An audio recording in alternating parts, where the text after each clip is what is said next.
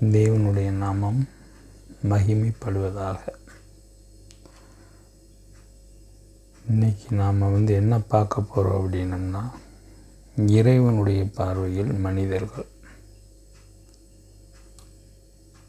இறைவனுடைய பார்வையில் மனிதர்கள் எப்படி இருப்பாங்க அப்படின்னா, அவன் சாதாரண மாமிசம்தான். மாமிசம் எது அப்படின்னா மண். இந்த மண்ணாலான பொம்மையில் இறைவன் ஜீவ ஆத்மாவை கொடுத்துருக்கிறார். அதனால் அது கையை ஆட்டிக்கிட்டு காலை ஆட்டிக்கிட்டு தன்னுடைய இஷ்டத்துக்கு சிந்திச்சுக்கிட்டு அது வாட்டுக்கு இருக்குது.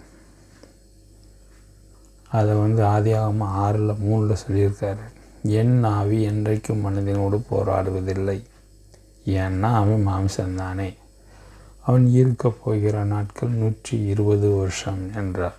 இந்த 120 வருஷம்தான் அந்த பூமியில் அவன் இருப்பான். இது அதிகபட்ச ஆயுள் காலம், நிர்ணயிக்கப்பட்ட ஆயுள் காலம் கிடையாது. இந்த 120 வருஷம் இருக்கிறதுல மனுஷன் இந்த பூமியே நான் தான், இந்த பூமியில் நான் தான் பெரிய ஆள்.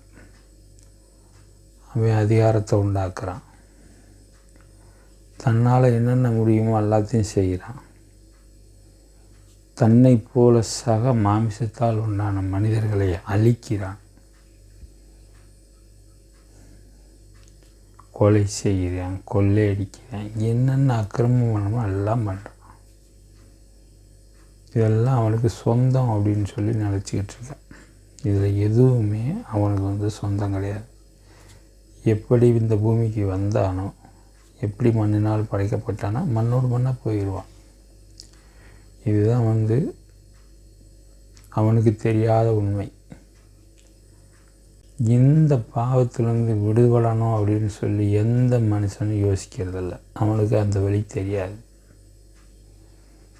கிறிஸ்து அந்த வழியை தெளிவாக சொல்லி கொடுத்துருக்கிறார்.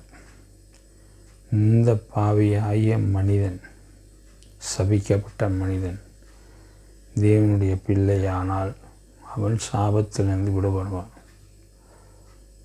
அந்த சாபத்திலிருந்து விடுபடக்கூடிய கிறிஸ்துவின் வழியை தெரிந்து கொண்டால் மனிதன் மரணத்தை வெற்றி பெறுவான்.